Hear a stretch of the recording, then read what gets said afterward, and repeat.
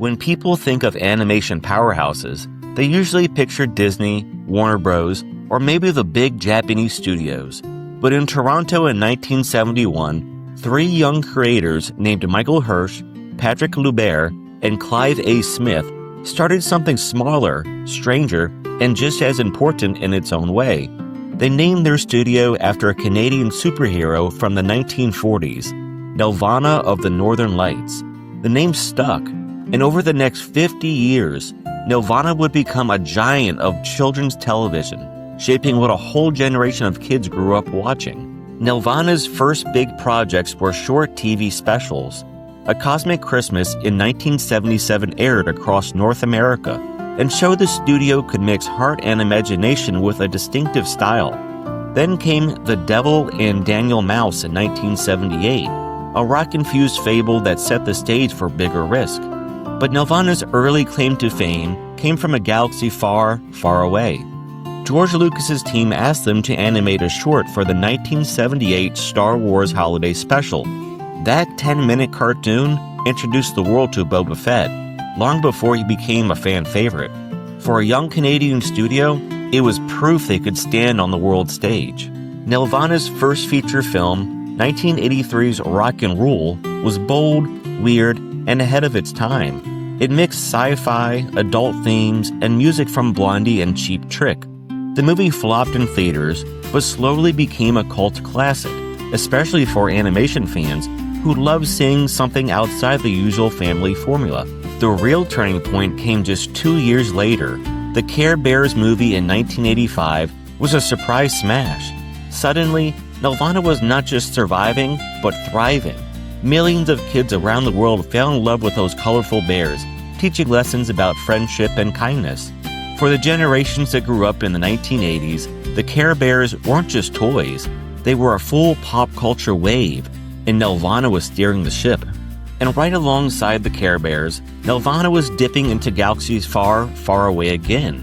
After animating the Boba Fett short in the Star Wars Holiday Special, the studio returned to the franchise with 2 Saturday morning cartoons, Ewoks and Droids, both in the mid-80s. For young fans, these shows were a first taste of what it was like to see the Star Wars universe stretch beyond the movies since the original trilogy ended. To many kids, the Force Moon of Endor or C-3PO's misadventures came through Nelvana's drawings, long before expanded universes became normal. If you were a kid in the 90s, chances are Nelvana touched your childhood in some way. They co-produced The Adventures of Tintin in 1991, bringing one of Europe's most beloved comics to a global audience with high-quality animation. Babar gave families a gentle, book-to-screen experience that parents and kids could watch together. But where Nelvana really cemented itself was in preschool and educational shows. The Magic School Bus made science fun, powered by the voice of Lily Tomlins as Miss Frizzle. Franklin and Little Bear gave young kids comforting, storybook-style worlds. These weren't just cartoons to fill a Saturday morning block. They became the foundation of how many children learned, imagined, and grew. If you were a millennial who remembers going on a field trip inside the human body or learning life lessons from a turtle in a red cap, that was Nelvana shaping your world. As the 2000s rolled in, Nelvana shifted again. They partnered with Japanese studios to bring shows like Beyblade to North America, helping kick off the spinning top craze that had playgrounds buzzing. Then came Bakugan, a co-creation with Spin Master that mixed anime style with toy marketing, echoing what Pokemon had done just a few years earlier.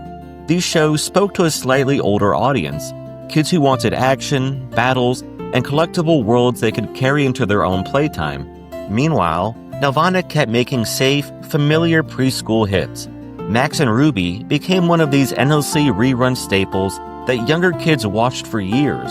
Nelvana had figured out how to balance big global franchises with gentle storytelling at home. Nelvana never had the spotlight of Disney or Pixar, but that was part of its magic. It specialized in meeting kids where they were, in their living rooms after school, on weekend mornings, or in the classrooms when the teacher rolled in the TV cart. For some, Nelvana meant Care Bears and Babar, teaching kindness and family values. For others, it meant the Magic School Bus making education thrilling. For others still, It meant Beyblade battles and Bakugan tournaments, where kids could take the excitement off the screen and into their own hands. Nelvana wasn't just producing shows, it was helping to build childhoods. In recent times, Nelvana's role shifted. Parent company Chorus Entertainment focused the studio more on managing its library and licensing its famous brands. The studio slowed down its original production work, a big change after decades of non-stop output. While not the bustling factory it once was, Nelvana's shows continue to live on in reruns, streaming platforms, and the memories of the audiences who grew up with them. For over 50 years, Nelvana was one of Canada's most important creative exports. From the first sight of Boba Fett to the adventures of Miss Frizzle, from Tintin's mysteries to Beyblade tournaments, Nelvana was there, shaping what kids imagined, learned, and loved. The studio may have slowed its production, but its legacy is still everywhere in nostalgia, in reruns, and the lessons it left behind. Nelvana's history isn't just about a company. It's about the generations of children who carried its stories with them long after the TV switched off.